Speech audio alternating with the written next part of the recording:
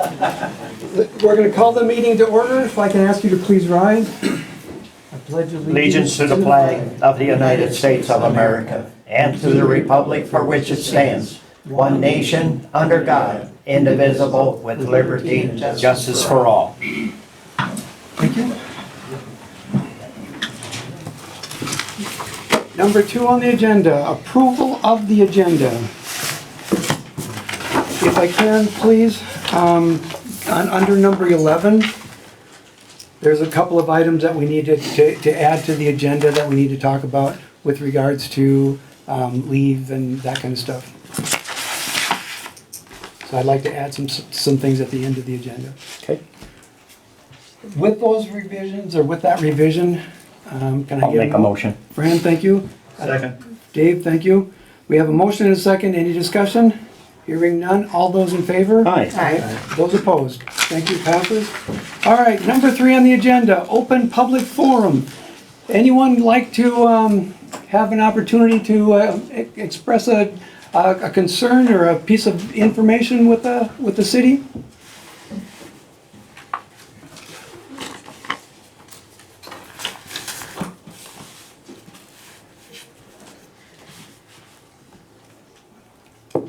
The silence is deafening.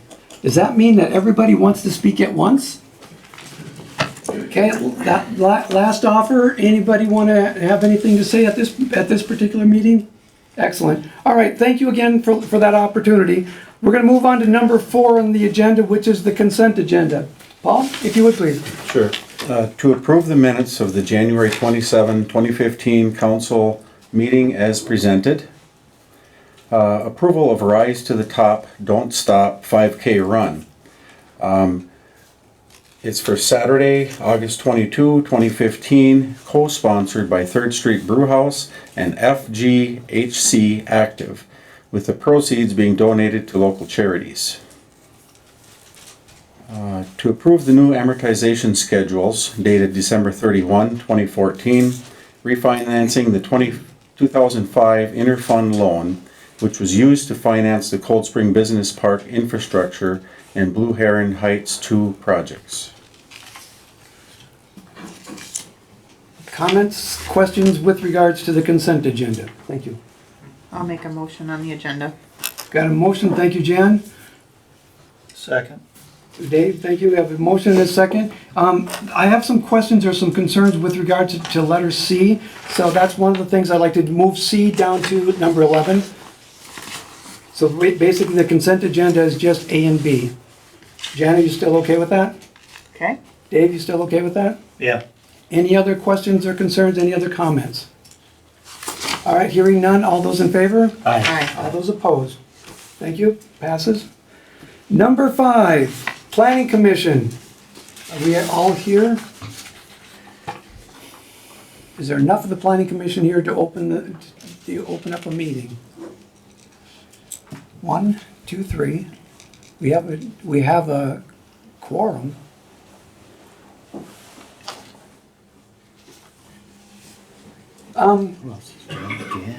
Rick and Kelly Lauren. You- Me and Dave. And then Ann Harry, and then Rick and Rick Kelly. and Kelly. Oh, okay. Dan, is Dan here? Dan was here. I was gonna say, do we need to open up the planning commission meeting? Because we can do it, we have a quorum. So if we need to, we can do it. Planning commission, do you have a reason to open it? I'm not Okay, sure, but Brian? Brian might. Mayor, I think the planning commission was going to make some recommendations based on the public hearing that we had on County Road 2 last week. Okay, So they were going to, we were going to, I think, talk with the county staff and the city staff about some of the comments we received, as well as then the intent was that the planning commission would make a recommendation to the council as to what they would like to see for some of the things on the road project. okay. And as far as you know, that was gonna happen tonight? Correct. Okay, so then you do wanna open, Yes. Tonight was just gathering information. Next Wednesday, the 18th, we're making our recommendation. Okay, I'm sorry, Ann, you are correct. We're just gathering information tonight, so we're here to listen. okay, so then we don't need to, okay, thank you. Jen, Dave? Yep. All right, excellent. Then moving on from number 5, we'll move on to number 6, which is the County State Aid Highway number 2, also known as Red River Avenue, with county representatives and downtown committee, and a lot of very good information that we can provide. So who's going to begin? Who would like to begin? I'll start. If you would, On behalf please. of the county, I'm Jody Tyke, county engineer. The Welcome. main reason we want, I'm gonna turn it over very Should we, quickly. should we set up? Yeah. But the main reason that we want to have this discussion now is because we wanna be moving forward, making that decision on our final layout so we can move forward on our design of the roadway, so we're ready for 2016 construction. We did receive quite a few comments at the public meeting last week, and we've gotten a few since then, and Jeff, you wanna hand those out? Jody, before you sit down, can I just ask a question? County's expectation of the city council is what? What would you like from us tonight? What would you like us from at our next meeting? What is the expectation? Tonight, I guess we just wanna start this discussion, so we're not throwing everything at you at a meeting and wanting you to say, okay, we're fine with this layout all in one meeting, because it is a lot of information, it's a big decision, we understand that. If you want, county and city staff, Thank you. our recommendation, we're happy to give it to you with the reasons why we like what we do on certain aspects. But I guess I'll wait to see if the planning commission or the council actually want that before we give it forward. I think county and city staff are in agreement, but you may want to get all the information first, I guess, so. Okay, excellent. Thank you. Brian and Jeff, between the two of you. Sure. You want to know it?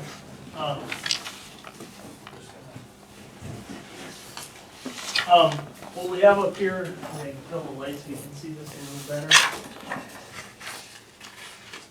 A quick summary of our, of the meeting we had last week, Wednesday, regarding the downtown, essentially County Road 2, Red River Avenue reconstruction. The county had laid out several different scenarios through town in a couple different places, talking, you know, the one we're showing here, looking from Highway 23 to about Second Street North. And so that's one of those. The other big issue we want to talk about tonight is what the at 50 and 2 intersection. I know that's been a big topic for many years, about that intersection and what can be done to it. Well, how can we improve it? So we had several options at the public hearing that we talked about. And so we can kind of go through what we have there, and then, like Jody said, if you'd like to hear the opinion of city and county staff on what our recommendations would be, we'd be happy to give you what we had jointly talked about as well on this. So, you know, right now the city and county staff, we met, we're in agreement with what our recommendations would be, so that would be up to, I guess, if you would like to, when we get to the end, if you would like to hear those. What we have right now, right here, is just the section from Highway 23 on the left, 2nd Street North on the right over here. Looking at how how it's laid out through downtown. I figure I'm hamstrung myself there. All right. So we'll zoom in a little. Here you can see the gas stations in Highway 23. The exact configuration down here is likely going to be something that will change a little.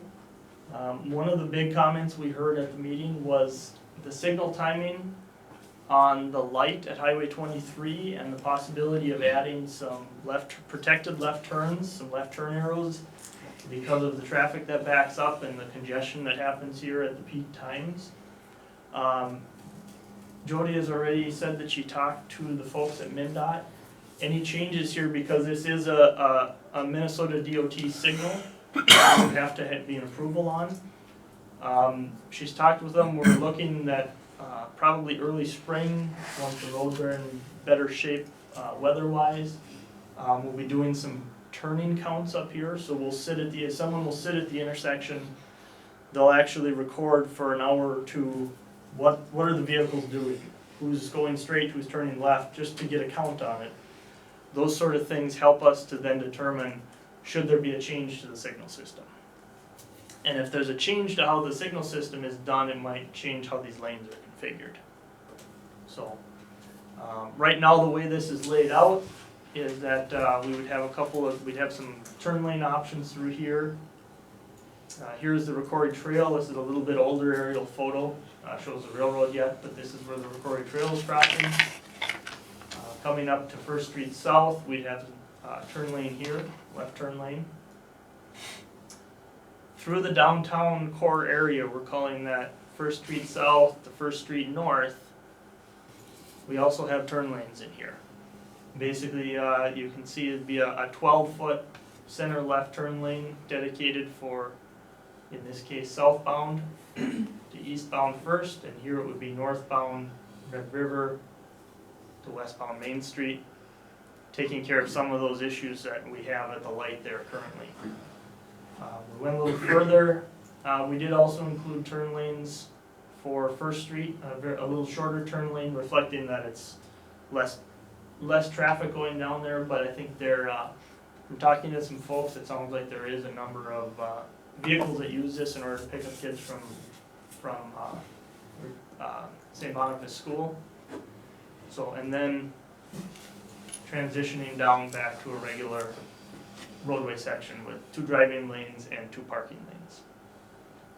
One of the more spirited topics at the meeting, you could say, was we had 2 different options for this core downtown area. One of them included the one you see, where we have turn lanes, driving lanes, and parking lanes on the outside. One of them did not include parking lanes. What that did was allowed for a wider boulevard.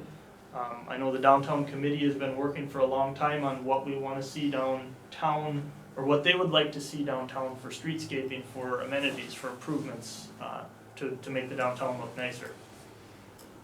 So we had 2 options there, and I think we heard pretty resoundingly from the folks that were there that we can't take away parking in this area.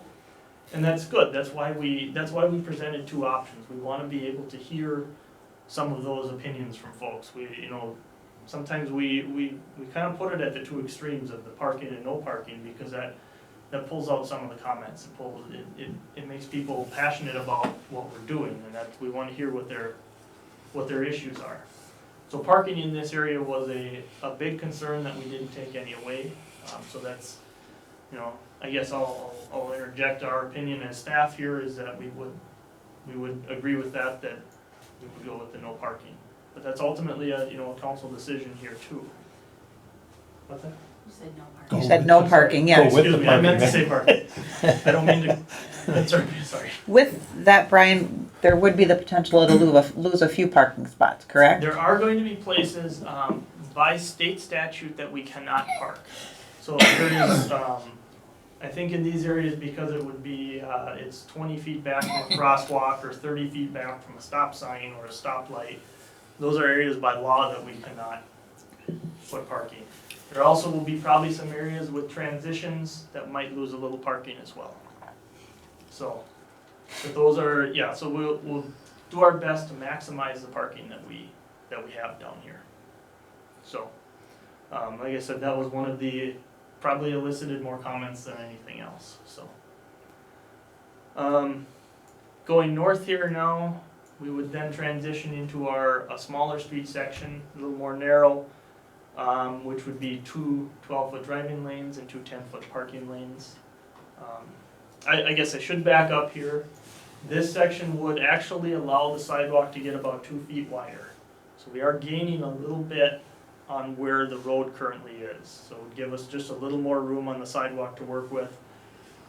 That's very important, not just for the streetscaping, but for even if we were to do nothing with the streetscaping. It's very important because of the ADA requirements. We're required to have a certain area that is a certain width. It has to be at least 4 feet wide. It has to be at a certain cross slope to comply with the ADA requirements. And no matter where we are along here, we have to have that. Now, that means to tie into the existing, depending on if it's a building or the curb or whatever, however the vertical grades out there work. sometimes you may end up getting a steeper part of sidewalk. You might have a nice flat sidewalk the whole way across, or in other places, you may have that flat area that's required by the ADA, and then it may be steep. So, by widening the boulevard, that gives us more room to work with. The wider the boulevard is, the less drastic those kind of corrections and those changes have to be.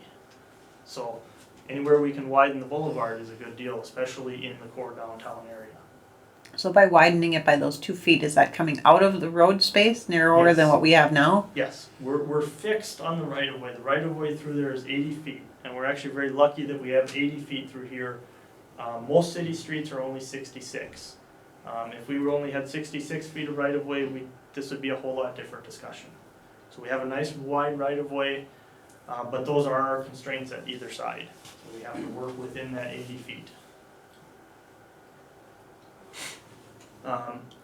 Going north of there then, we still have the 80 feet, but what we can do then is we'll narrow the road up because we don't have the turn lanes in there. So we'll have driving lanes and parking lanes. Again, still a sidewalk. And in these areas, instead of solid concrete, we would have concrete sidewalk and then a grass boulevard. One area I didn't touch on yet, we had talked about, and we don't have a picture of it, south of Highway 23. That area is really, the county isn't really looking at that area as much as except for a mill and overlay. They only want to go in and replace the pavement, take the pavement out, put new pavement back in. It means leaving the curb lines, those sort of things. The city wants to go in and look at replacing utilities. If we replace utilities, it means that the whole road gets wiped out. Basically, right of way to right of way, the sidewalk goes, the curb goes, everything goes in order to do a reconstruct. So in those areas, we had talked about narrowing up the road. We had some feedback on that. The feedback was that those folks along the stretch of County Road 2 south of 23 did not want to see the road narrowed. It's currently a 12-foot driving lane and a 13-foot parking lane. So that was the input that we received from the public on that stretch.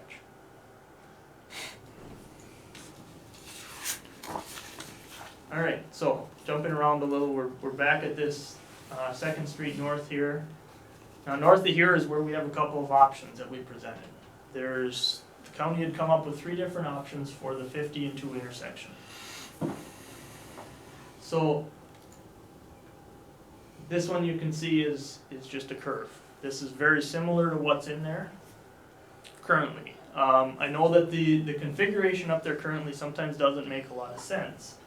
And we agree, and the county agrees, but you can't just take a stop sign that's right here, move it to a different location and expect everything to work. The driver perception for so long has been, this is configured how it is. If you change a stop sign, and even if you try to mark it, it's going to become a disaster. So the idea here was to reconfigure the intersection a little bit, make it a little different for the drivers, such that it's perceived as different, so they're going to pay more attention. So that's kind of, that's very similar to what we have currently. Now then, the county has drawn up 2 different scenarios with roundabouts at this intersection. This would be, we're calling it roundabout 1, or option 1. Basically a 3-legged roundabout. We are tied a little because of the location of the brewery, and because it's so close to the corner, it dictates more so where this would have to go. This one, the crest of the hill is about right in here. So we want to try and keep it at least on the top of the hill through there because of the truck traffic and trucks coming up and having to stop in a winter condition. This one you can see, we would lose a house here. We would lose parking in the brewery parking lot and in the clinic parking lot. And so we would probably have some impacts on some of the other homes. So this was the first option for a roundabout. This is the second option. It's kind of the same, essentially the same roundabout, but what the county did is they shifted it further north. What that does, it has less effect on these parking lots, still has an effect on this house, and as well on, likely on this one and this one. So there's a couple of different options there. And I'll let you think about it, if you wanna hear the staff recommendation on which one we have, we'll tell you that too. Something to consider through here, no matter what we do, no matter what configuration, there is going to be some right-of-way costs and some purchasing of property, purchasing of easements. Those costs are shared at 50-50 with the county. So anything that is done up here for purchasing right-of-way, the city is on the hook for half of it. If we go with the roundabout like that, what happens to the existing corner that we're getting rid of? What happens to that property? Yeah. But this would, the road would get obliterated, and then depending on, this is the edge of the sidewalk here. The right of way would probably be somewhere further out, that the county would still, that would still be there. And likely this would either get, the city would take on this little sliver, or it would get turned back to the adjacent property owners. We're also looking at, with the County Road 50 project, we actually stopped it right at the edge of 4th Street here, because we knew something was going to happen with this intersection, so our utilities would also be getting reconfigured and redone through here. And that's also the whole stretch of County Road 2, as well as basically a block north of this intersection. We're looking at utility replacements as well. Because then, and I think we've talked about this before, and I know we talked on County Road 50, we're given a golden opportunity at the city because the county is redoing the road. It's the time to replace the utilities if they need them, because the county is helping to fund the road surface that we would have to take out anyways as a city in order to replace the utilities. How far is County Road 2 getting tore up? Just the block down there, or is the street getting taken out farther? With this project, it'll basically go up to the edge of the houses at the Just south up of- to the edge, okay. And correct me if I'm wrong, Jody, but Well, we're gonna have a County Road 2 resurfacing project this summer, starting approximately by the street that goes out to River Oaks Golf Course and going to St. Joe. Okay. So wherever that point is, we'll tie into that with this project. Oh, okay. Okay.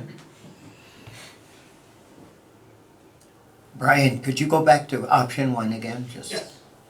Thank you.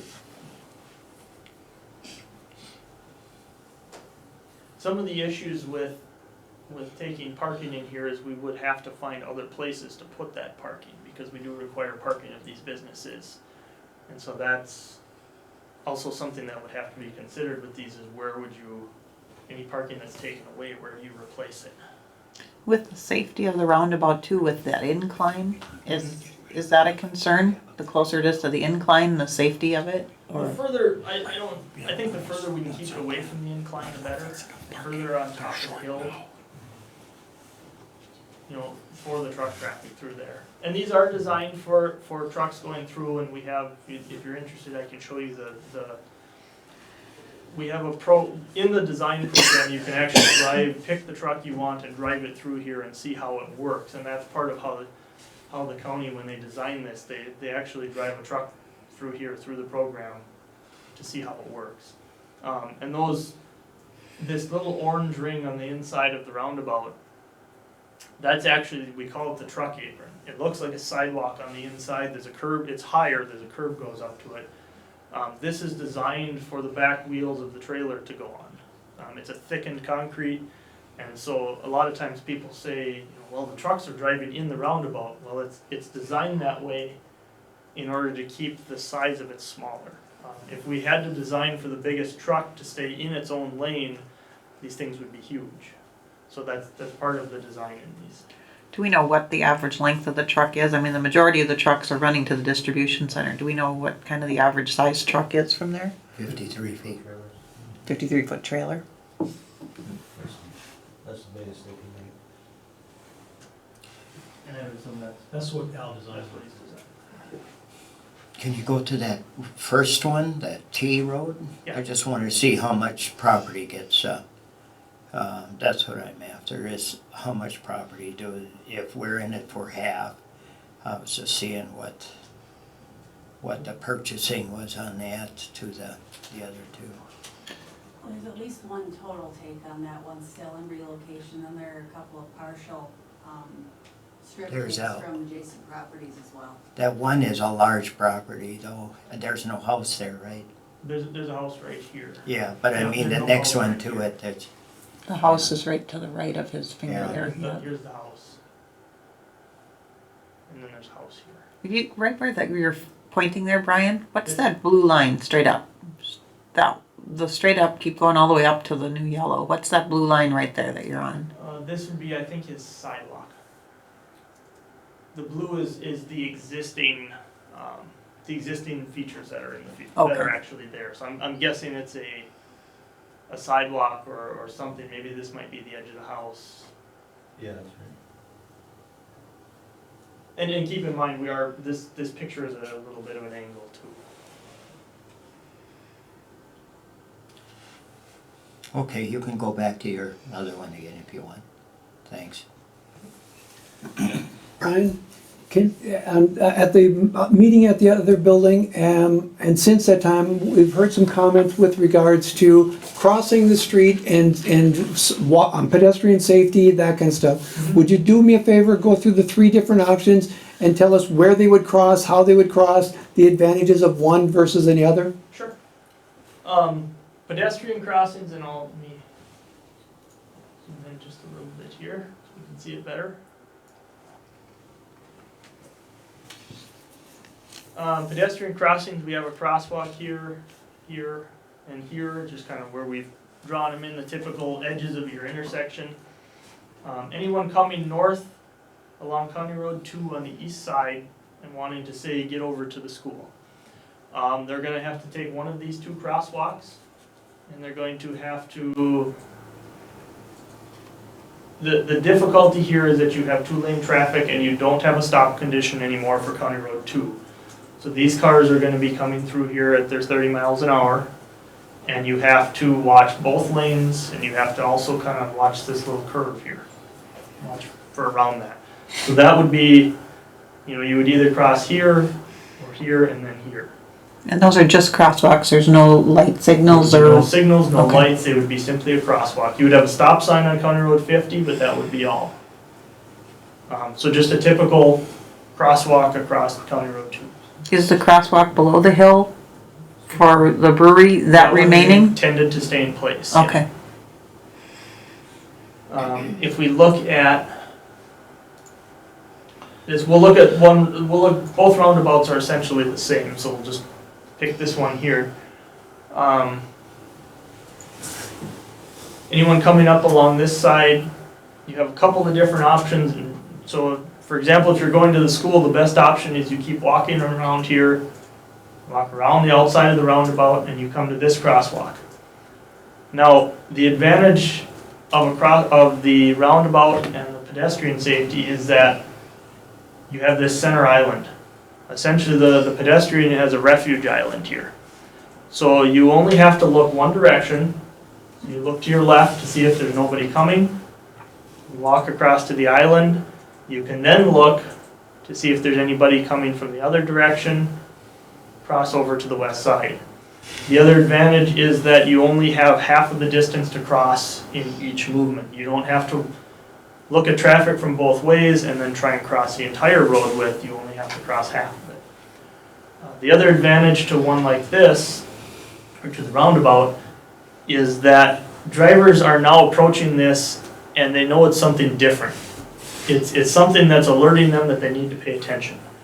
So as they come up, for example, if we're coming southbound, as they come up to this crosswalk, they're going to see somebody standing in this island because it's really right where their line of sight is. It's not like a pedestrian standing necessarily at the edge. They're looking right at this island and they're going to see the pedestrian and have a better opportunity to actually yield to the pedestrian for the crosswalk. So the learning curve for that is easier than the learning curve for changing the stop signs around? I think, especially given the roundabouts that we've had in this area recently, Do the vehicles still have to yield to if the pedestrian is standing on this island, Brian? yes, The vehicle still has to stop for them, correct? yes, it's just So like. so it will interrupt the traffic flow anyway then? Yeah, it would interrupt the traffic Sure. flow just like a normal Okay, crosswalk. but I mean, the rule still is the pedestrian has the, Absolutely. okay. And we found, I think the learning curve on roundabouts has gotten a lot better now that there's more of them. They're much better understood. So I don't see the learning curve on roundabout being an issue. Is there a speed limit on that, or is that something that we have to figure out, or? There is a recommended speed limit, it's usually about 15 miles an hour. It's an advisory speed limit, so it's not it's just like a curved speed limit. But yeah, Yeah. there is a recommended through these. Okay. What is the width of that center section on the roundabout? On the Yeah. Big Island, Yeah, roughly. I believe it's 120 feet. And is there anything in the center of it as far as landscape features or anything that would tie into the, we can't put boulders in it. you can't put boulders in, okay? That's more of a safety issue. But there's things we can do. in Well, there. just for instance, in Sartell on our County Road 120 over by Hennon's, what we put in there was native prairie grasses. I guess the verdict is still out on, how well that's performing because they're still fairly new, but that's what we went with there. We try to avoid putting anything big and immovable.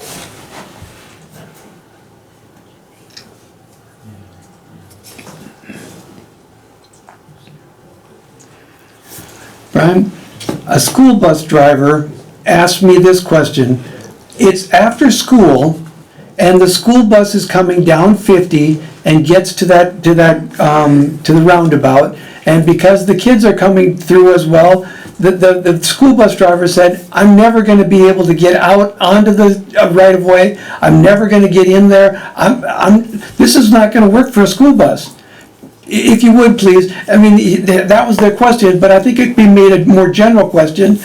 Address that, please. How do somebody coming in 50th versus somebody coming in who gets the right of way? How do we know everybody's gonna actually flow? Yep, good, very good question. Thank you, Bob. With the right of way, again, like Fran pointed out, the pedestrian has the right of way. So just like I know there's kids that cross at that intersection currently, just the same way they would have the right of way. Then once you come up to the approach, you have to yield to anybody in the roundabout. So if there's somebody in the roundabout, you on the approach leg here have to yield to them. If there's nobody coming, you're free to go. I guess I don't particularly see that as a huge issue. I know there is there's one in St. Cloud right down by St. Cloud State. That's a very busy intersection, a lot of pedestrians, and it used to be a stoplight. Cars would back up for a couple of blocks at rush hour.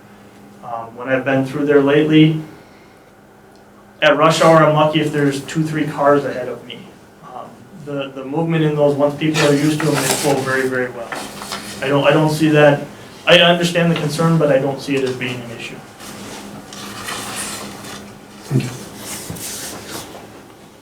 I'd like to make a comment. Please. I think if we keep that as a T road like it is now, and you add turn lanes, when a pedestrian has to cross, you're crossing 4 lanes at once. 2 lanes each way. In this case, you're crossing 1 lane at a time. Dramatically safer. The other thing, like I pointed out, is you're coming up to this as a driver anticipating having to make some decisions, having to pay attention to what you're doing. With the curved roadway, you sometimes get tunnel vision, especially if you drive that stretch a lot, and you start to ignore the things around you, or they blend into the background. And so those pedestrians may kind of blend into the background because now you can just go around that curve, there's no longer a stop sign, and so you just tend to not see those things either. That's where that helps make this safer, is because you're you're actually coming up to this and you have to pay attention to what's going on. What's our price of a set of traffic lights there and to operate? Traffic lights are usually pretty pricey. The first thing with a traffic light though is you have to meet the warrants for a traffic light. You have to be at a certain threshold of traffic, Okay. and I don't think we would be there. It would be tough to make it. It's usually about $250,000 just for your initial install. And that's, you can use state aid money if you meet the warrants. What's the roundabout going to cost then? 40,000? I'm guessing. Or should I add another zero? Well, let's figure the difference between the T intersection versus this intersection, because we're gonna have some reconstruction anyway. Well, and we'll have to buy some property. If we were doing a standalone roundabout project with no other work, and we were just coming in here to do that, I would guess we'd be at 700,000 before right of way. Before right-of-way. But that would handle, of course, traffic going into the future as well. Since it's probably not a secret which way staff is leaning at this point based on our comments, I will point out another benefit of a roundabout, because I've talked with several people in this room about the speed of traffic on County Road 2. This is a traffic calming presence coming into the city as well. I mean, that's, I guess, probably one of the big reasons we've all talked about the safety, is it slows people down. It's an entrance where it tells people they're coming into an urban area, and yes, it is more expensive, absolutely, but it will handle traffic far into the future. And I've been told several times that we've got to do something major at this intersection, so, I mean, that's why, as staff, we would propose a roundabout here. And this, you know, we talked, the right-of-way would be a 50-50 split between the county and the city. I assume all the above-ground costs for this, then, is that county, or is there? Back of curb is all county. So that we would be responsible for sidewalks and things outside of there, but like Jody said, back of curb is county costs. But the city would still incur the utilities under the ground. Yep, and we would do that no matter what, Yeah. because we stop short of doing utilities because we knew something was gonna happen here. And the estimate of those, we don't know what the estimate of those utilities would be. Are the utilities under the bullseye of the roundabout, or do the utilities go out under the drives? I guess I don't know what. Brian, where would you put the water and the sewer coming down? Would it go around the roundabout, or would it go directly through. under it?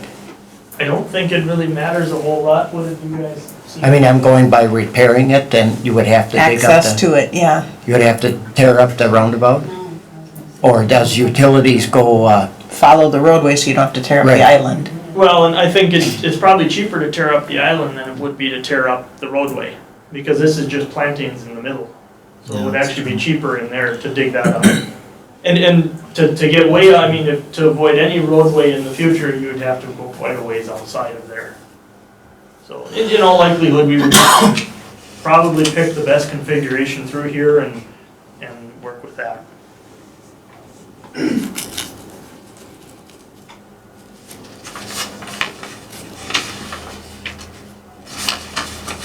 I know I can, is it okay if I speak for the planning commission conversation we had? After the public forum that was held the other night, the planning commission had a meeting just to kind of review some of the information, and it was fairly unanimous that we felt Roundabout 2 was the better option for safety and functionality and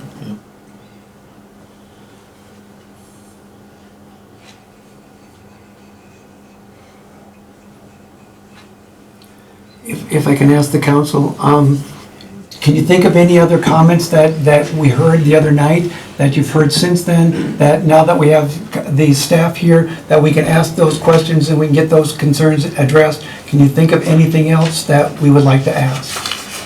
the majority of the comments that I received, and I got there late, were in regard to the parking piece of it, more so than the roundabout piece of it. Yeah. And to not lose parking. I mean, that was the main comment that I heard.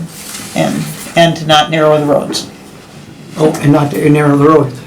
Brian, can you address and not to narrow the roads, please? one of the things we talked about as staff with the county and city staff was well, I guess I can't really show it. The area south of 23, there was concern about narrowing the road down there. We talked about it. I guess our recommendation would be that we leave it as is, a 12-foot driving, 13-foot parking.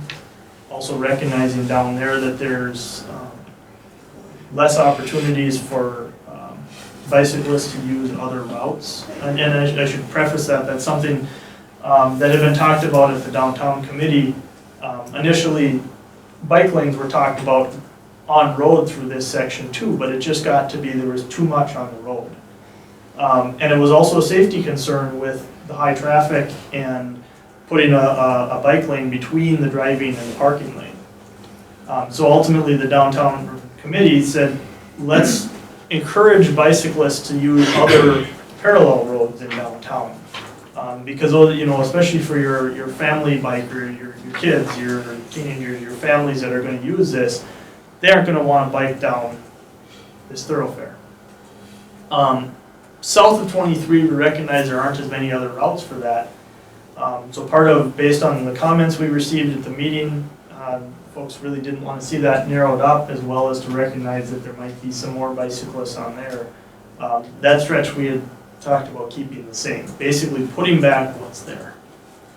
Other stretches through here, we will be narrowing. We talked about first to first where we gain 2 feet on the sidewalk.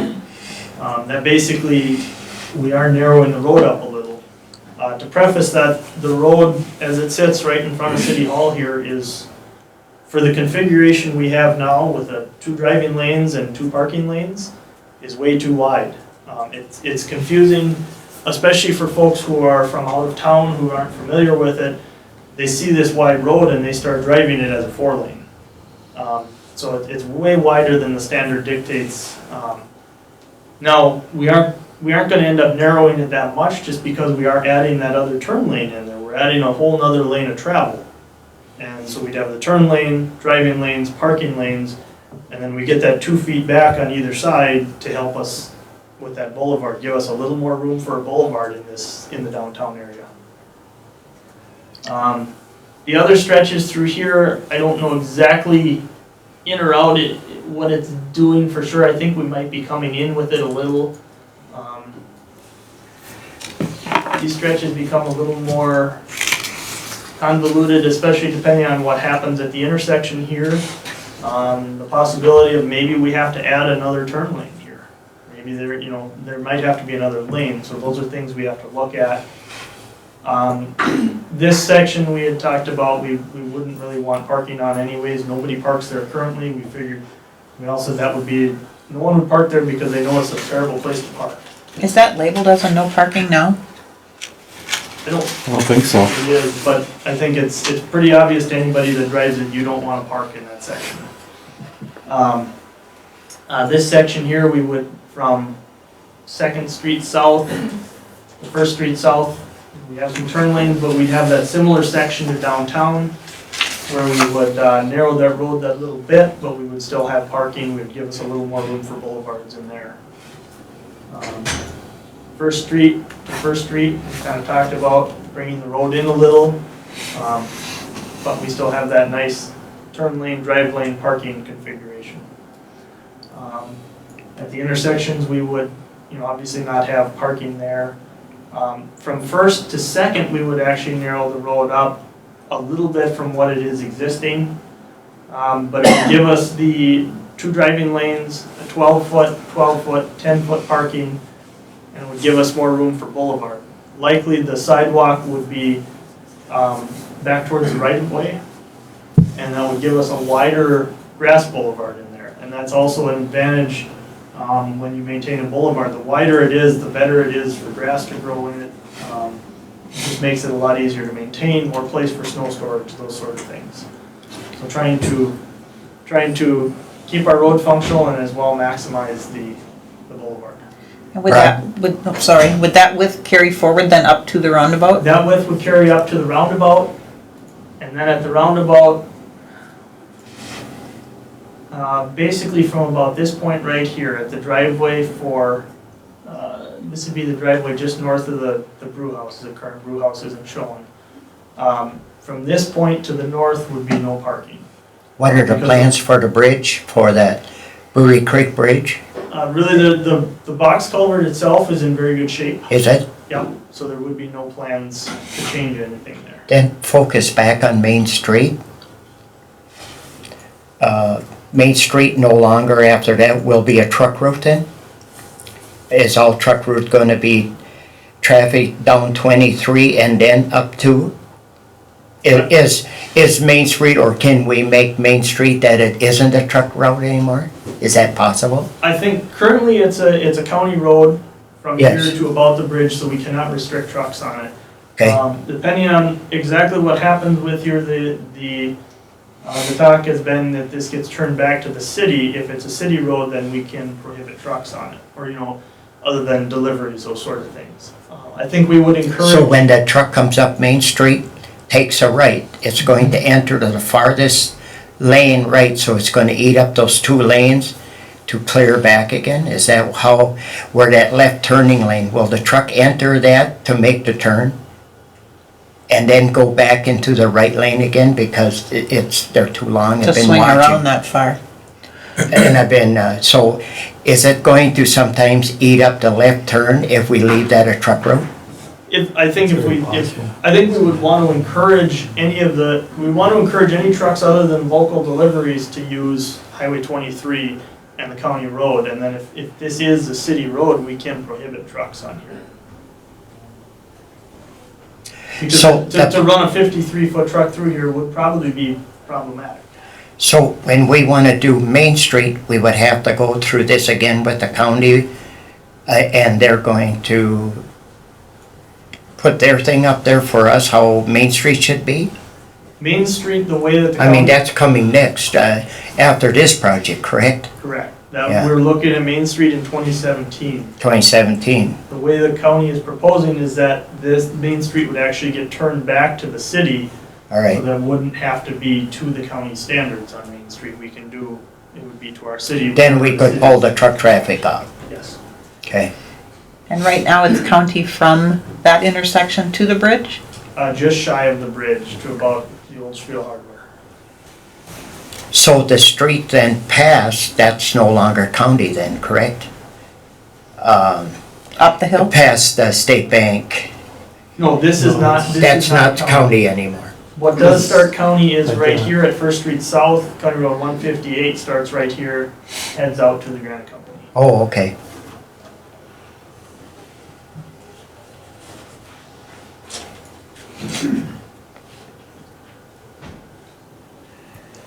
Any other questions or concerns?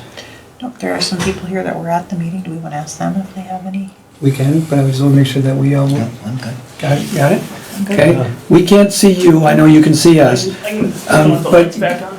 If you would, well, except for that, I want to be able to see this as well. So I want the best of all worlds. I can't give you that. If there's someone out there that has a question, that we can have Brian or the county address. And again, okay, I can see it now. Okay, please. Couple comments and then a question. Brian, I think you did a fabulous job presenting tonight, thank you. I'm very much in favor of the roundabout. When this area was first introduced to roundabouts, many years ago, I thought, boy, wouldn't that be nice if we could put one up there on the Y. I think it's the perfect solution for that corner. I think it's much safer for pedestrians. As far as the bus driver's question, if we leave that the way it is or just slightly modify it, and we move the stop sign to County Road 50, he's never gonna get on Red River, ever. He has a much better chance in the roundabout. Generally speaking, I find that people who have a strong bias against them don't understand them very well. Moving on, I'm fully in support of the plan to retain most, if not all, parking between First Street South and First Street North. that brings me to my question. South of Highway 23 Disastrous Bridge, there was some comment at the meeting last week from the people in that area. I'm gonna paraphrase a little bit, but I think what they were saying was, this was just done in 1988. Is it really necessary at this point to replace utilities in that area? Or do we just let the county do their milling and re-blacktopping? Is it really necessary to replace utilities in that area? Or are we just doing it because of what, I don't know. First of all, thank you, appreciate it, thank you. Do you have any? Well, all the utilities will get a critical review, starting with, tonight, we're trying to get approval for televising the sewers. Okay. We run a camera through all the sewers, and we know exactly what material they're made of, the size, condition, where service taps are, and certainly we don't want to replace any that we think are going to last the length of the new road. Yep. But it is a great opportunity to get rid of a lot of the old utilities. Do we know at this point, is it true that the utilities in that area are of the age 1988? I'm not sure about each specific area. Chuck, I can tell you this, one of the things that we have talked about is before we do this, we have a history where we thought we knew exactly what was under a particular road, and then we found out later that may not have been the case. So we have taken it upon ourselves as a council that we will know what's down there to the best of our ability before we start this. So we will likely have answers to those kinds of questions before we give permission to actually do the removal and replacement. Thank you. Thank you. Anyone else? And again, I apologize. If you're waving your hand right now, I'm not seeing you.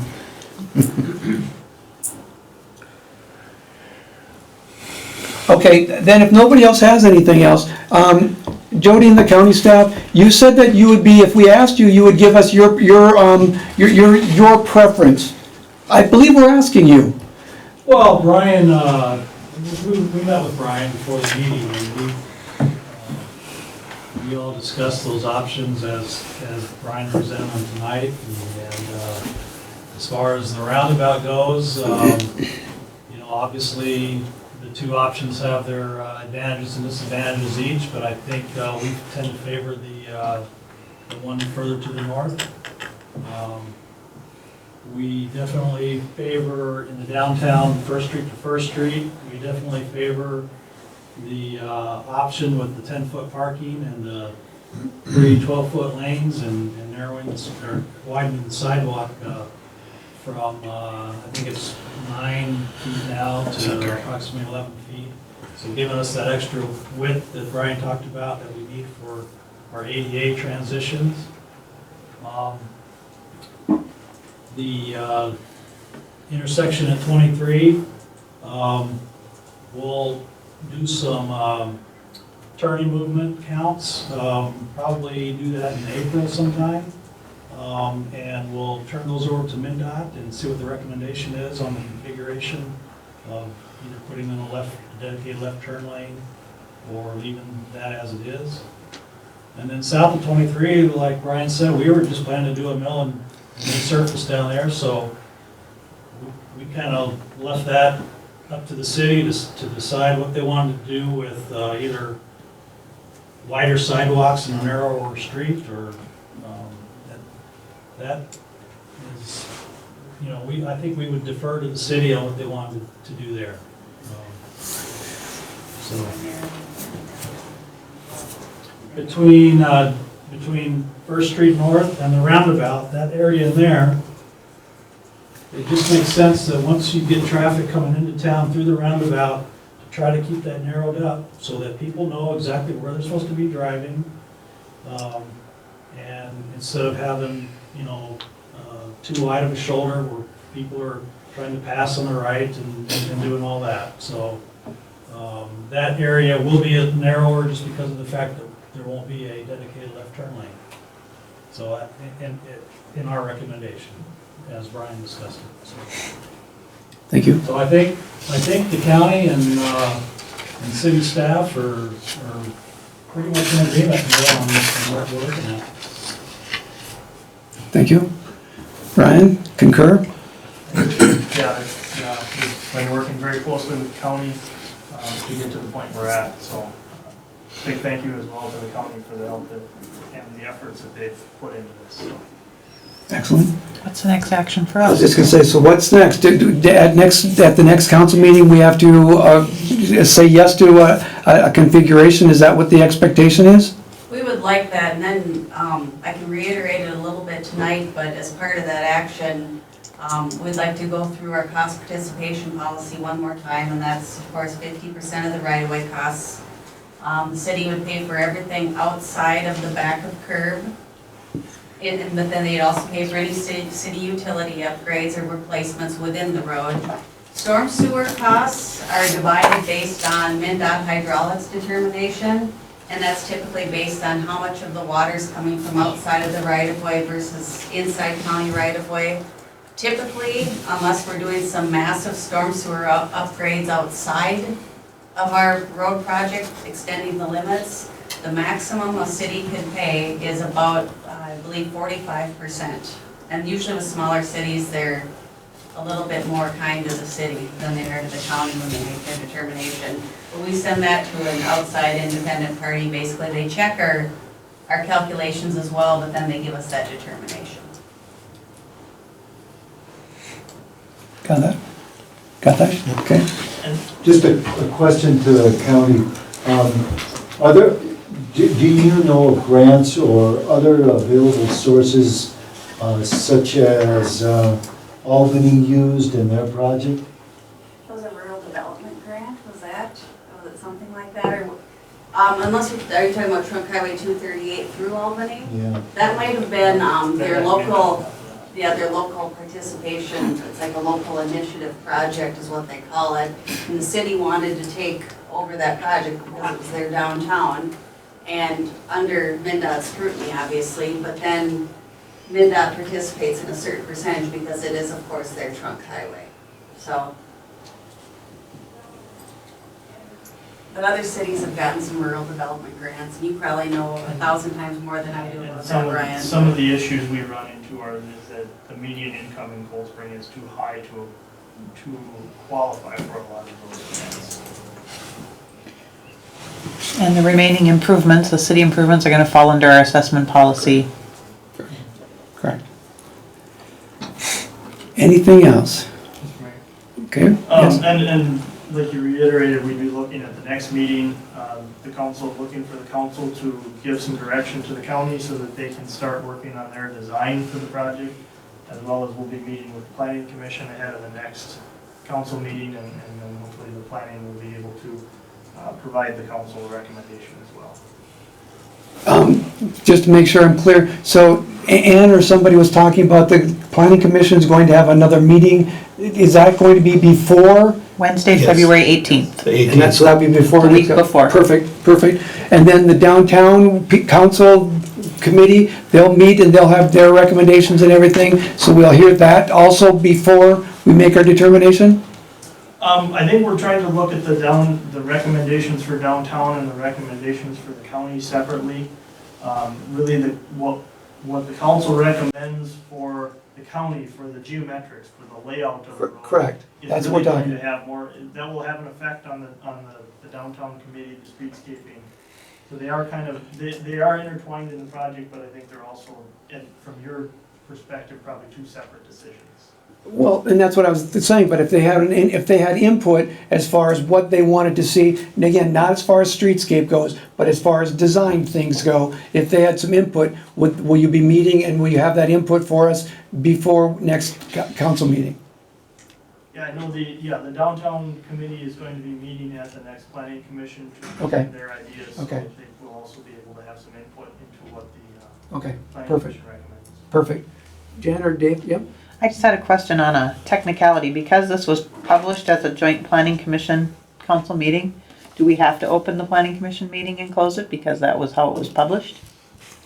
You should. Yes. Okay.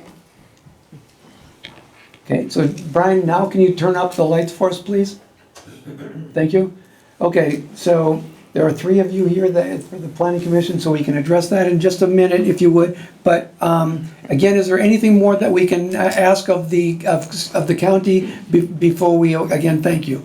Anybody else have any more questions, concerns for the county? All right, then again, on behalf of the city council and of the city of Cold Spring, we'd like to again thank you for your efforts. And next council meeting, we'll hopefully have some answers that'll help you with the guidance that you're looking for. So thank you. Very good, thank you very much. Appreciate it. Thank you. And the meeting was very well done from a standpoint the other night, from the comments I got, everybody was. Okay, and then Jan and Dave, open, closing the Motion to open the planning commission meeting? I'll second it. You're in charge. You're, I am? Come on, when did that happen? Oh, okay. All right, so the planning commission is now is open at 7:30. Any discussion or follow-up on the conversations we've had in regard to the road projects?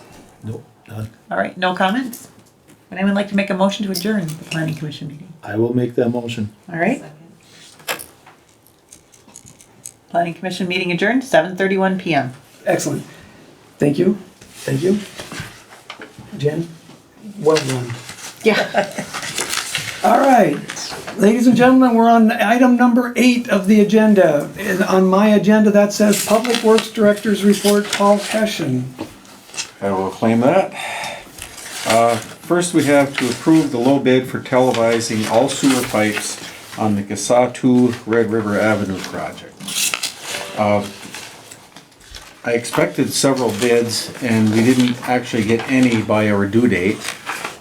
We got one today after the due date.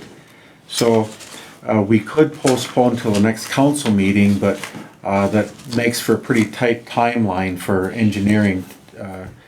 So what I'm recommending, the bid that we did get today is from a very qualified bidder, and the prices are reasonable. So I would like to get approval of that one, and we could, approve the price and all. It's just that's the final one, or we could just approve that bidder and not list the price, leaving the door open for other bids to come in over the next couple days. Okay, give me a second. How do you feel about the idea that we didn't get any bids by the posted closing date, but we've got one subsequent to that? I don't know what the technicality is about Yeah. accepting bids after the bidding period is closed. I don't But if know. we had that one bid, I think we should take that one, Okay, because they went through the work of doing it. Otherwise, the bid would stay, nobody would know what it would be, but after the bid, then I think, my opinion is to give that company or whatever that gave the bid, let them do it. But if we And award you the said bid, then it we was, can't advertise for more Yeah, bids. right, and you said it was reasonable, right? Yes, I reviewed it with Brian too, Okay. kind of comparing with the other televising bids he has for other cities, and it seems reasonable, and they are a very good company. We've worked with them a lot in the past. okay. What is We the- did already advertise, correct? Yep. I mean, But it was after the deadline. yeah, it was after the deadline, but at least we've got one. That's my Tom- opinion. I think we should just accept it. Well, but again, what I want Tom to tell us is that After the closing process. because we got the bid after the closing period, do we have to do something different? Re-advertise for bids. Yeah, do we have to We have to. re-advertise, or can we just accept it? No, that's why I wanted to know that. What is the total? Right there.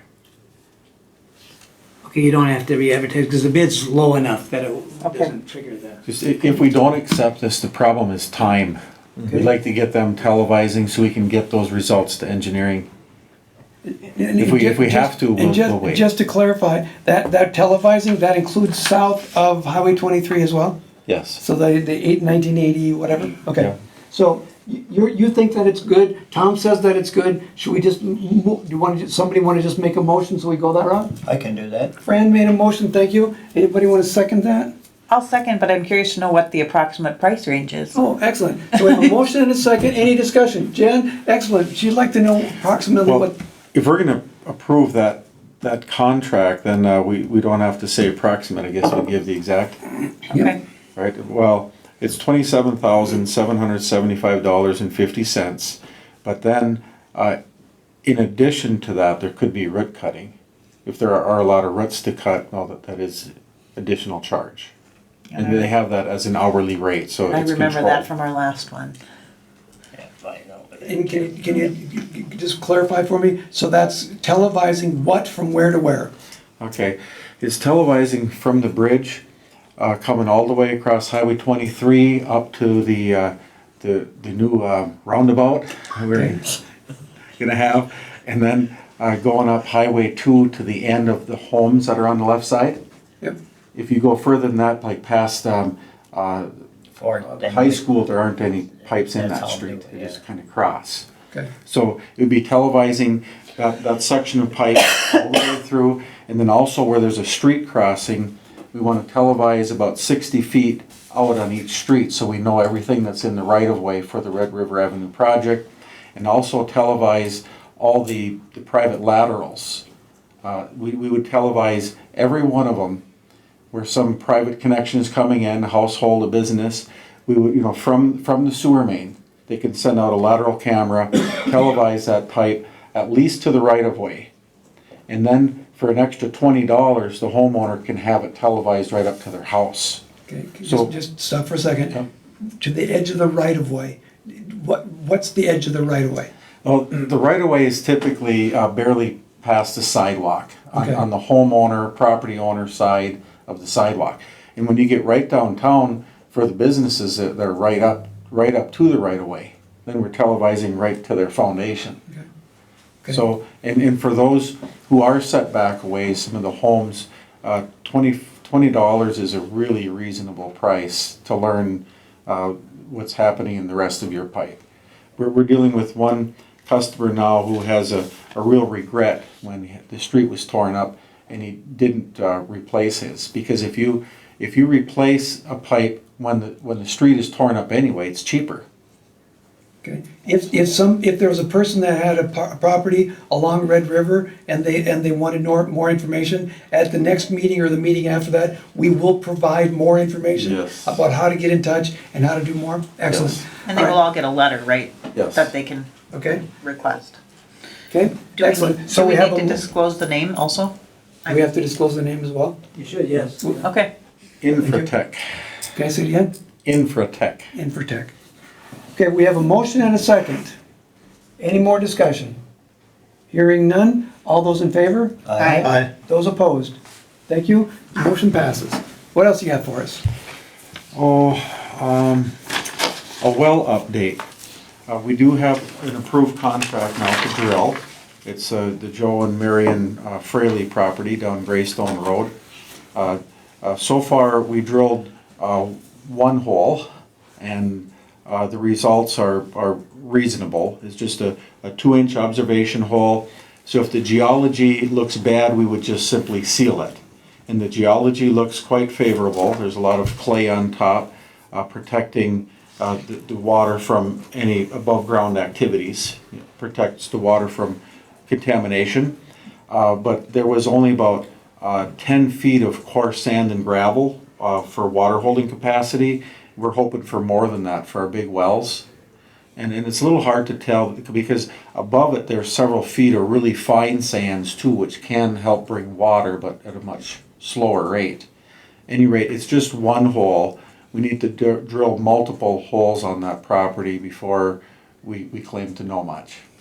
But at least it has begun. The township also asked me to come to their last meeting to discuss it. And they've been very supportive. And even John Willenbring had told me, you find the water and we'll help you get it to town. And quite favorable. John was at our the meeting with the local farmers, supporting the city and the farmers, that we're working well together. We know the farmers in this area are doing a good job, and they're really doing a good job at protecting our water. They're not over fertilizing, not over watering.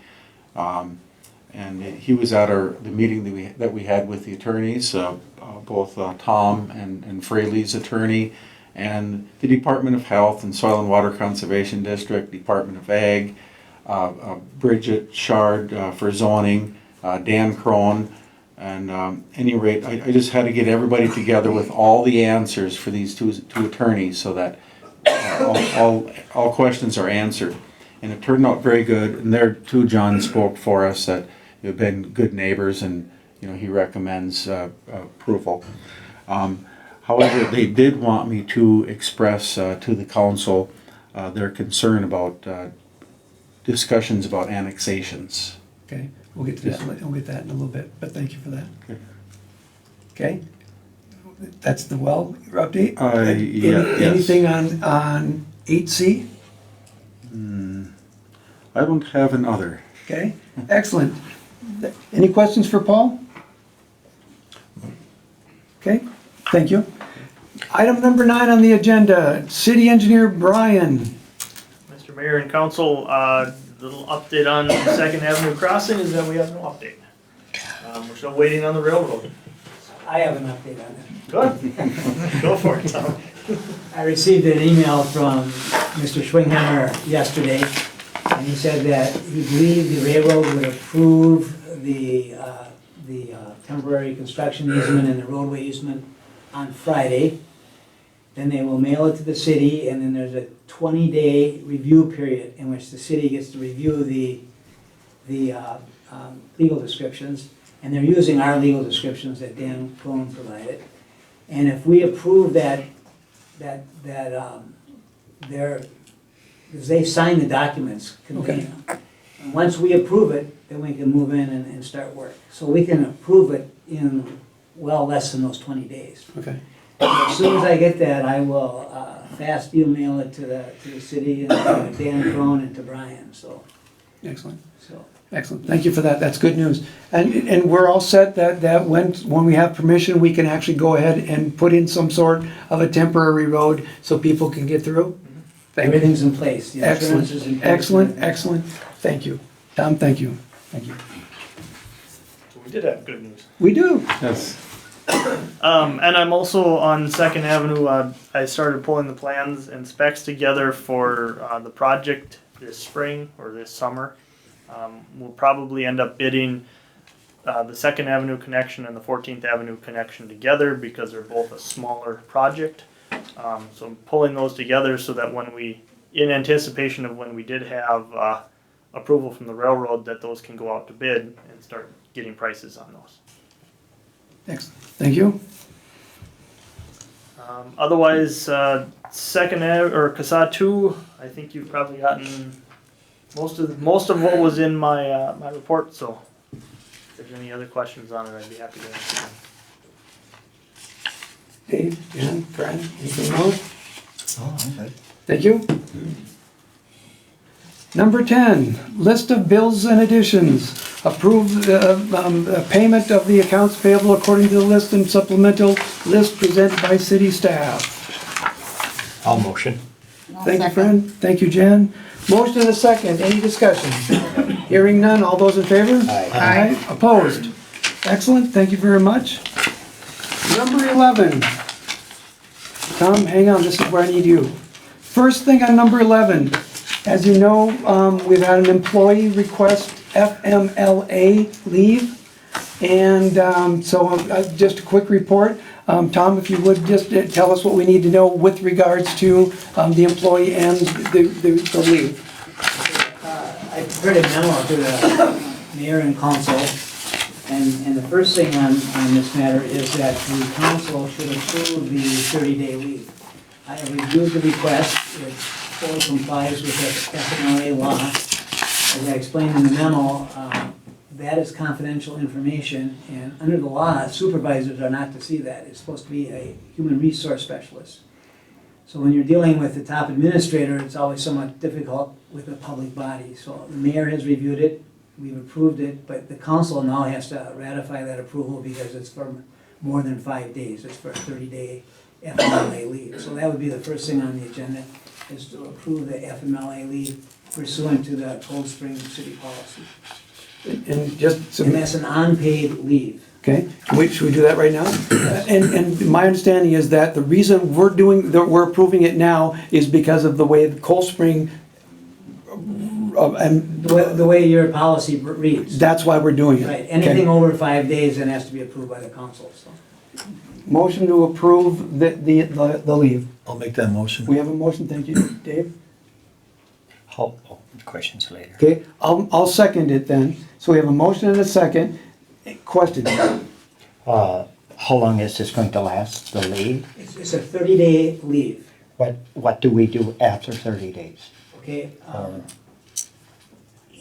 What happens after 30 days? Okay, after 30 days, Yeah. he's supposed to come back, but under the FMLA, that's basically 4 weeks. Okay, Under the FMLA, the employee is allowed a full 12 weeks. So there has been the proper certification from a medical provider, so. That's all 30 been days given to us. Is what we know now. But that could be extended for a full 12 weeks under the law. And we have no choice, so long as they provide the proper medical documentation, the city has to provide them with that 12-week leave. so after 12 weeks, is there a review? Do we do a After review? 12 or- weeks, there's no more leave available under the FMLA. However, once the 12 weeks is up, then you shift into the ADA, the Americans with Disability Act. And there the employee can request additional leave under the ADA.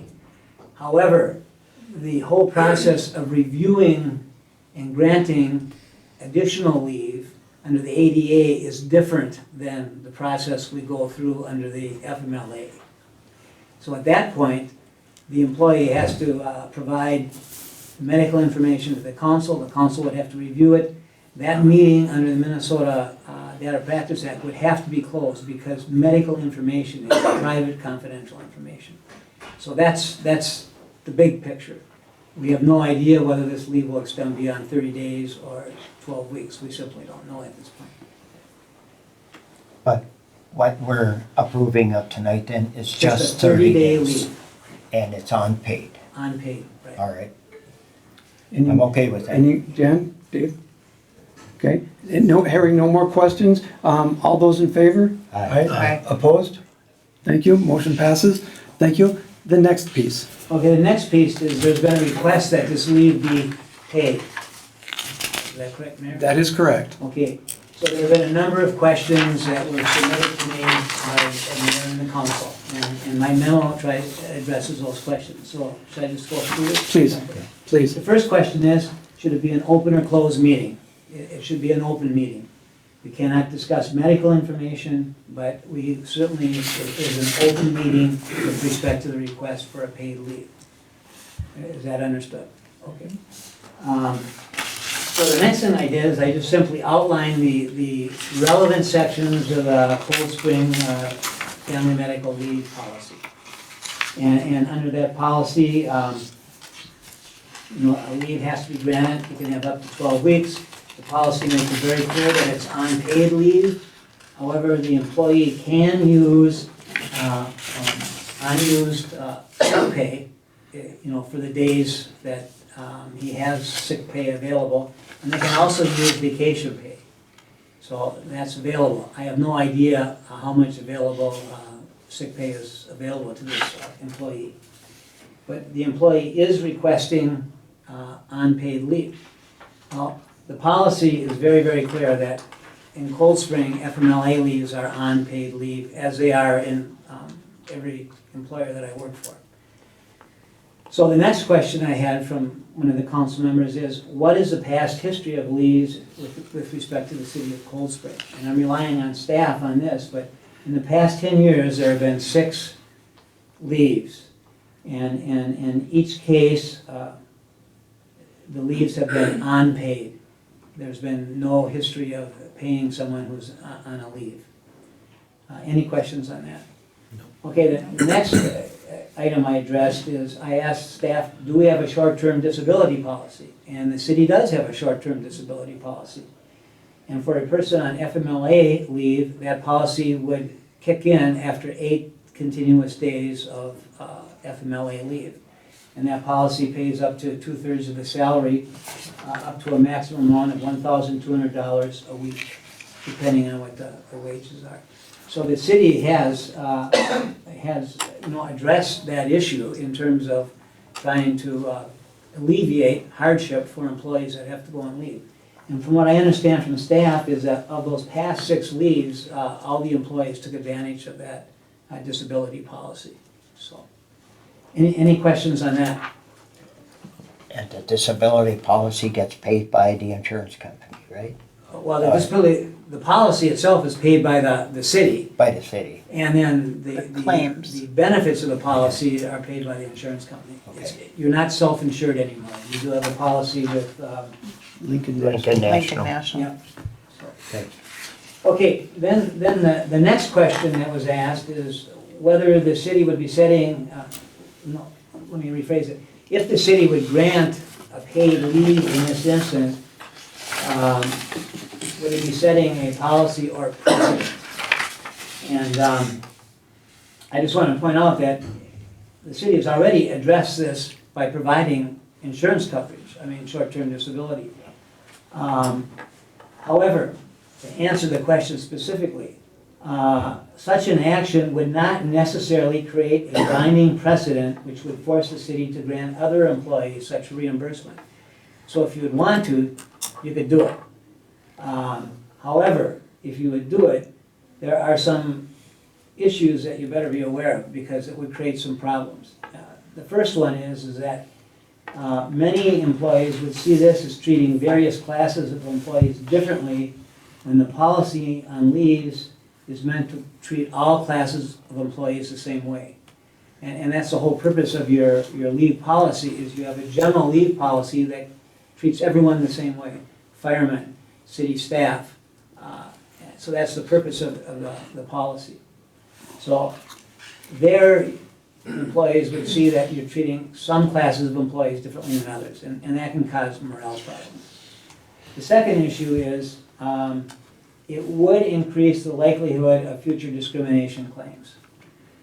Because what happens when a female employee of the city wants to take FMLA leave for a pregnancy? She says, okay, I want to be paid. Well, you're discriminating against me because you paid a male employee, but now I'm not getting paid. You know, how can you justify that? So it certainly could increase the likelihood of a human rights violation under the Minnesota Human Rights Act, or the EEOC, which is a federal law. The third issue is this, is that when you deviate from a policy and you create a situation where you're allowing a benefit to one employee, it does have an impact on future collective bargaining negotiations. Because then the employees of a collective bargaining agreement are going to say, hey, we want to negotiate for that in our contract. So these are some of the things that you have to look at if you would consider allowing this person to receive pay while they're on leave. So I think that addresses most of the questions that I was asked. You know, if there are any questions, I'm certainly willing to answer them. Thank you. Tom, during this leave, we need somebody to his expertise of where do we go look for it for temporary, or what do we do to fill his, you know, there is no temp agency that covers this, right? Well, that's something that I'm hoping to be able to address with the council as soon as we get done with the pay part of it, but I was gonna talk about that just a bit. Okay. Well, on that same topic, I mean, our manual, and this has come up a lot of times in this fact finding, that we have a assistant city administrator that's supposed to step in when he's out, so I would think that's the route we would go. Okay. But we haven't established one yet, have we?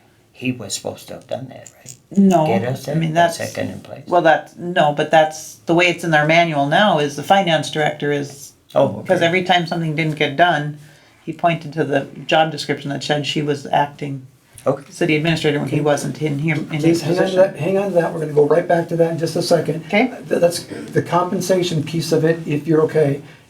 What do you think? How do you feel? What should we do? We don't vary from policy. No, that, I agree.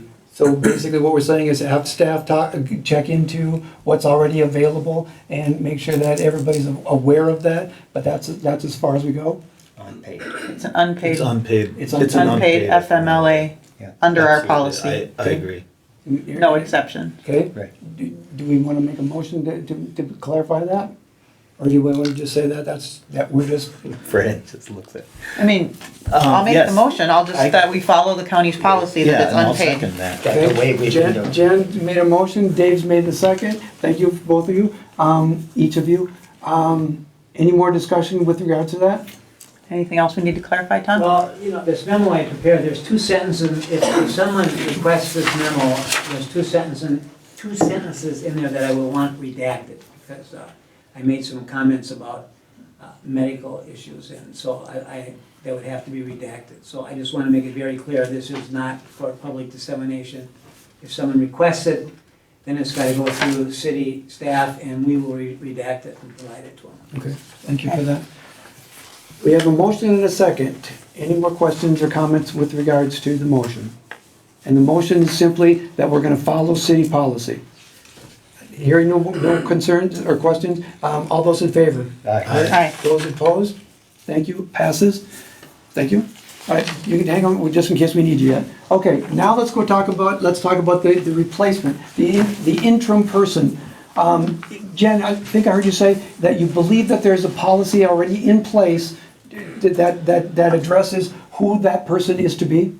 Yeah, because, I mean, and when we've been doing this fact finding in the job descriptions, it talks about if the city administrator wasn't, that when he was out of the office, who was to do his job, and that was finance director slash, you know, I don't know what the title was.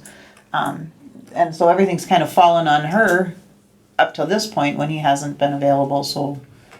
Okay. And that's why I assumed she would be here this evening, because she always stands in when he's not available, so that's why I was expecting to see her here Maybe we tonight. have to have her at the meeting. Yeah, Well, and again, part of this may be also on me. I did not realize, because I wasn't with your committees, I did not realize that our policy already said that. So therefore, I came here asking us tonight, what do we want to do? How do we want to move forward? And for consistency's sake, I was going to say, let's have supervisors supervise and let's have the staff do what the staff does. But if we already have something else in place, let's just follow that which we already have in place. So how do we move forward? Do you Well, we wanna need to talk to her first. confirm that, and then at the next meeting, we'll make a decision, a definitive decision? and the other, Well, if it is a policy, then we Pretty might as easy. well just, Then it's just easy, isn't it? yeah, we don't have Don't to, have to do anything. no, we wouldn't have to wait till the next meeting, we just put her in place. I mean, and every time something was addressed, as far as if he didn't do it, who was responsible to do it, it was her, so I would assume Yeah. that that would just continue. And we're only letting this go for 30 days, correct? At this point. At this point. And the other question I have is, and I don't know how this has been addressed in the past, when we've had gaps, you know, like before Paul got hired, when we've had gaps, and I don't know if you know, Tom, has there been an adjustment to the compensation when they're doing a out-of-class job, per se? I mean, that's how the county calls it, an out-of-class job, when they're doing a job over their title for a time being. I mean, I just wanna, like Chris, when he stood in as the acting 30 chief, days. It took 30 days for our I don't know what their contract says. yeah, Ours is 30 days. But my understanding is in that case, we also gave you a title of interim chief, and that's why there was the increase in pay and everything. But I don't know that we're going to give the title, so that might be something that we might want to take a look at. right, cause But I for don't now- know what But the for now, I think your situation is. position of, let's find out if the policy says it's so, then we don't have to make any decisions. We already made those decisions. Yeah. Agreed? Yeah. That Okay, I agree with, Okay. absolutely. so we can just ask Paul and or Angie to talk to whoever, and find out for certain what it is, let us know and just move accordingly. Mm-hmm. You okay with that? Yeah? So Angie, you and Paul will figure out exactly what the policy says, and if it says that the assistant is to go forward, then the assistant just goes forward? I know, I know what the job description says, I don't know about the policy, the job description basically just says that she acts as in his absence. So I would assume this is the situation. Okay, let's find out and let's move forward. Excellent. All right, the second thing that, and Tom, thank you. That was the issue that I wanted to talk about with regards to Paul under number 11. Under 11, I still have 2 more quick items. The idea that we talked about once before with regards to having a city email address for all the council members. Is that something that we should go ahead and get staff to put together for us? How can we access that? Yeah. Well, that's what we have to figure out, because I don't know what the address would be, I don't know how we access it, I don't know. I mean, I would be interested in it, but yeah, I don't, we'd have to be able to access it because I'm not gonna I go can't through come in anything. here and work on the server to get, Oh, exactly. Yeah. Exactly, I don't wanna do that either. And I'm not going to, mess up my computer system at my store right. for that one.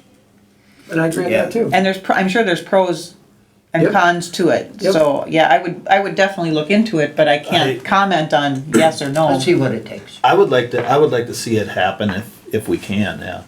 Okay. Just And again, I because think it's it makes public, sense. it's public information. It makes it That- easier for the. The email is a public information, Correct. correct? Yep, Right now, my private email can be public information because it's Because you're being using it for, used as city, and occasionally that is true. yeah. So, again, I think what we should do is let's just get staff, authorize staff to do some investigation. What would it take? And after it's established, how do we access it? Because again, like we all said, we don't want to have to come here to do it. So Right. how do we access it? Okay, so we're gonna get staff to do that. Perfect, thank you. One of the other things, Rocori Trail Construction Board. When we did appointments, okay, we appointed this person to this and this point. The Rocori Trail Construction Board is not on that list. So in the past, what it's been is the mayor and 1 council member have been the 2 voting members from Cold Spring on the Rocori Trail Construction Board. Richmond has a slightly different model. Richmond has 1 elected official plus a public works person, parks person, and then they also have their city administrator. What my question is first of all, we haven't appointed anyone for this year. But the second thing is, do we want to keep going with what we've always done? Because if that's the case, then one of you has to step up and be as well. Because I've been going, because I've been going for years. But if we're going to keep 2 elected officials, then one of you has to step up. If you're comfortable, then I like the idea of using a public works person, and the reason, well, I should probably include you in this conversation. The reason I like the idea of using a public works person is because a good chunk of the conversation has to do with maintaining the trail from out by the Granite Company into Cold Spring. A lot of the conversation is, how do we maintain it? When it comes to those kinds of discussions, I may not be the best person to be included in that conversation. So that's what the reason Richmond has a public works person on the committee, and it just seems to make some sense. So what's your feeling with regards to who should the city have representing us on the Rocori Trail Construction Board? my thought is you should keep going for now as the mayor, but I think we should wait till we get our 5th person.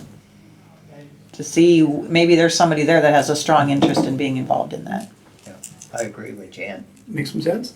Okay, so then And at that point, then we can decide if someone on the council or a public works person, right, but I think we should get our 5th person. We're covering, I think, more than what we should anyway right now, right? Because of the Yeah, one person. because- yeah, we already have more So- assignments. Right, When so we we're gonna get have to that other chair. revisit that whole Absolutely. assignment thing once we Absolutely. have that 5th person, Okay. so. So Angie, I'm sorry, but can I ask you to make a note that on the agenda, after we appoint somebody, we have to go back and revisit Rocori Trail Construction Board appointment? Thank you. Then the last thing is, earlier, if you remember, during the consent agenda, 4C, I asked to have that pulled off. The reason I asked to have it pulled off is we're going to amortize an interfund loan. Basically, what it appears that we're doing is we're going to set up a system whereby our left pocket pays our right pocket money, paying back money, and we're gonna raise taxes in order to do that. I'm sorry, I have a real problem with that. What I'd like to do is authorize staff to do some research into this and find out how do we reconcile, how do we get that off of our books without having to pay ourselves back. Right now, we're charging ourselves interest. Right now, we're setting up an amortization schedule where we have to pay ourselves back, And that might be what the law says, but there's gotta be a way that we can pay ourselves, our left pocket can pay our right pocket without paying ourselves interest, without Moody's getting upset about the fact that we have this debt on the books. There's gotta be a way. Right, I think we need to table this till we have the finance director here. I think so. Because I think so, because I just don't like the idea. I know that a lot of this came at the direction of the auditors and of our Northland Securities because of the Moody's thing is where a Because lot of of the this Moody's direction thing. came. So I think we need to wait till we have the finance director who can, Perfect. So you're okay with postponing it? And are you okay with me talking to Chris and having her start the process of looking into it? Talk to KDV, talk to Northland, find out what it is we need to do. and then put this back on the agenda if needs to be for the next. You're okay with that? Yep. Dave? Frank? Yes. All right, perfect. All right, then I'm done with number 11. Anybody else got anything? Dave? Anything? No, I don't. Jan? Fran? Silent. Silent. Excellent. Never. Tom? I do have something. Tom's got something. Okay, we have that Golden Plum annexation, and I had sent that down to the municipal board. Okay, Tom, sorry, just hang on one second. How far back does he have to go before, so everybody knows what he's talking about? Do you know what you're talking about? I know a little Okay. bit about it. Do me a favor, back up a couple of steps so that everybody knows what it is you're talking about. Okay, Golden Plum requested that we annex a portion of their property that we're putting city services into. It's surrounded by the city. And so we did it by annexation by ordinance. And the ordinance is pretty complicated the way you have to put it together. So we put it together, we sent it down to the municipal board. And Star Holman reviewed it, and she's approved it. She's the administrator, and she's been the administrator down there for many, many, many years. However, she told me that the administrative law judge will want to change paragraph 6. And paragraph 6 in the annexation ordinance basically says is that we will reimburse the township pursuant to Minnesota statute 414.036. And I use the actual words of the statute.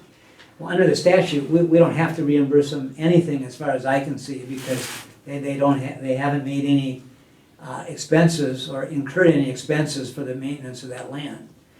And she said, well, the administrative law judge wants to get that statute changed, and the administrative law judge wants agreement with the township that they're okay with that. So I says, well, okay, well, I'll go to the township. So I went to the township, and at first they said, oh, there'd be no problem. Well, then their attorney got involved, and I got an email from him, and he said that they want to remain consistent with other cities, and they want some reimbursement for the annexation. And that cost of that reimbursement would be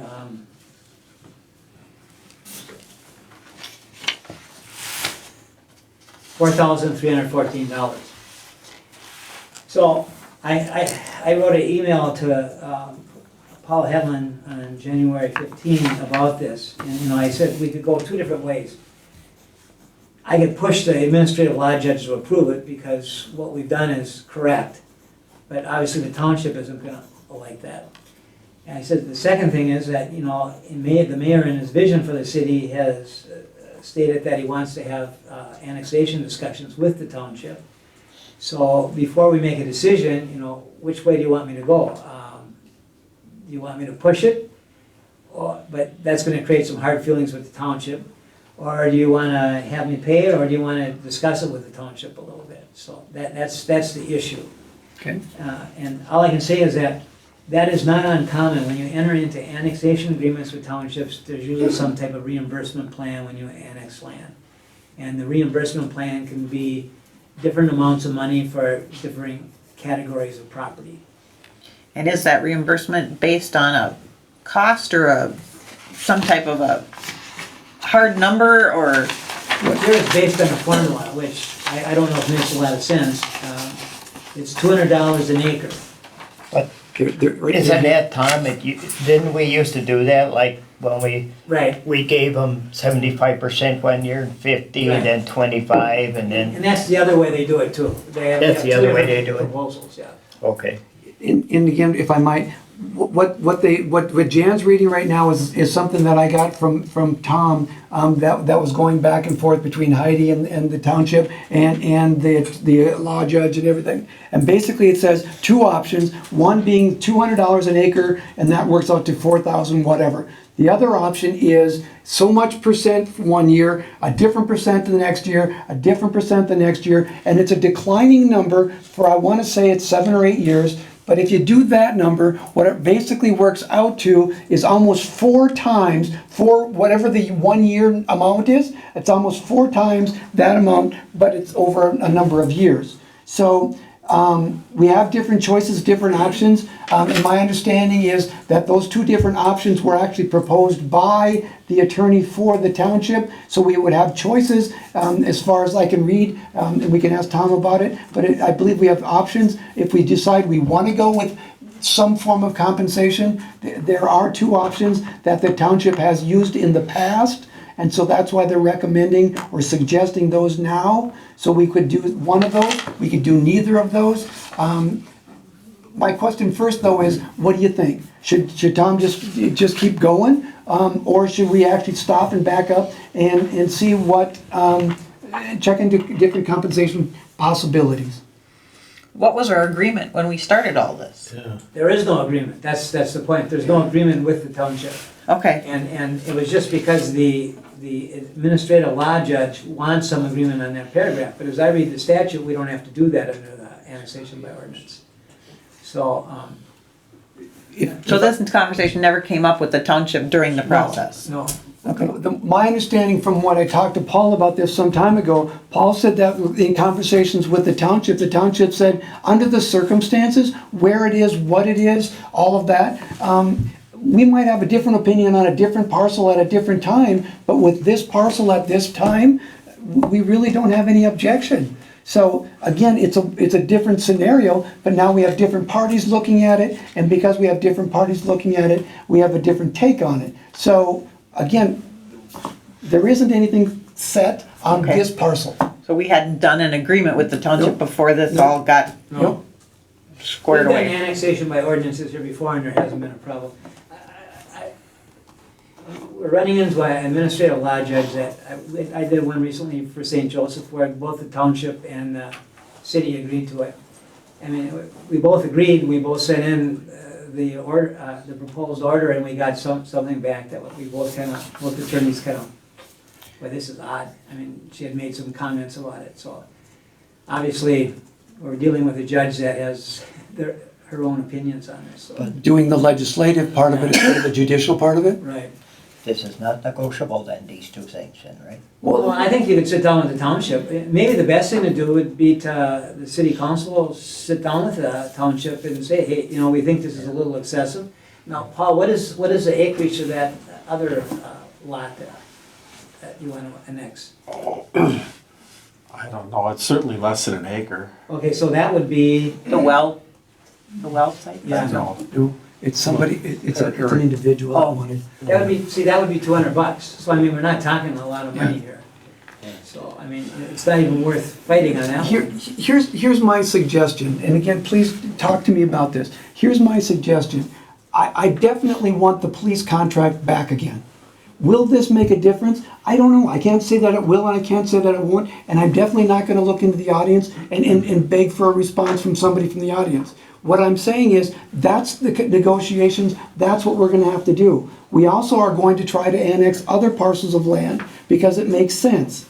Again, what I would like to do is figure out a way that we can have conversation with the township and find out if they really, on this particular case, don't care, let's talk to them and find out. If they really do care, let's talk to them and find out. Well, then we're setting precedent for all those ones going forward, so that's why we want to work this out now. That's correct. Let's know up front.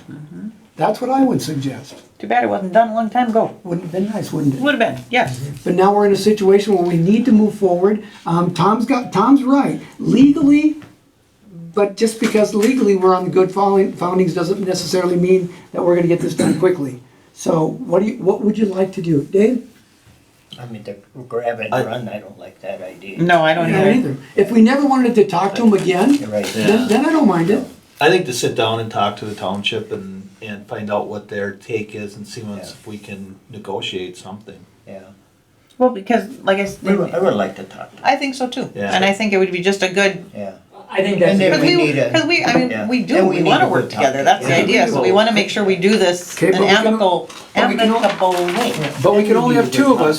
You do. We can only have two of us. Who wants to make that conversation? We can Would only it have be two you of us. and their, Tom, and a representative with them and their attorney is my guess, or I'm, It could be that, or it could be just two representatives from the city with less than a quorum of the township board. my personal thought is I would like to have you there because some of this language is probably It's probably legal. legalese. Then they'll want their attorney there, I'm sure. That's my Yeah, thought. That's fine. I mean, I just would rather, Looks like you, kid. Hmm? Looks like you, kid. Wait. I have been in enough trouble lately. this will get Jane, you out. just do This will get you out. Fran, I'll go. What? Say it again. I'll go. Okay, I think we have a committee of one. Fran, I think is the committee. Anybody opposed Fran doing it? Excellent. I think we should move forward. I think we should move forward with Fran and Tom. are you okay? Yeah. Okay. Excellent. Tom, what else do you need? That's it. That's it. Jan, what do you got for us? I got nothing. Fran, you still silent? All right, if that appears that we've reached the end of our agenda. I think we're on item number 12. I'll make that motion. We have a motion, do we have a second? I do. Okay, we have a motion and a second, thanks Fran, thanks Jan. All those in favor? Aye. All right, thank you, all those opposed? Nice meeting. Ladies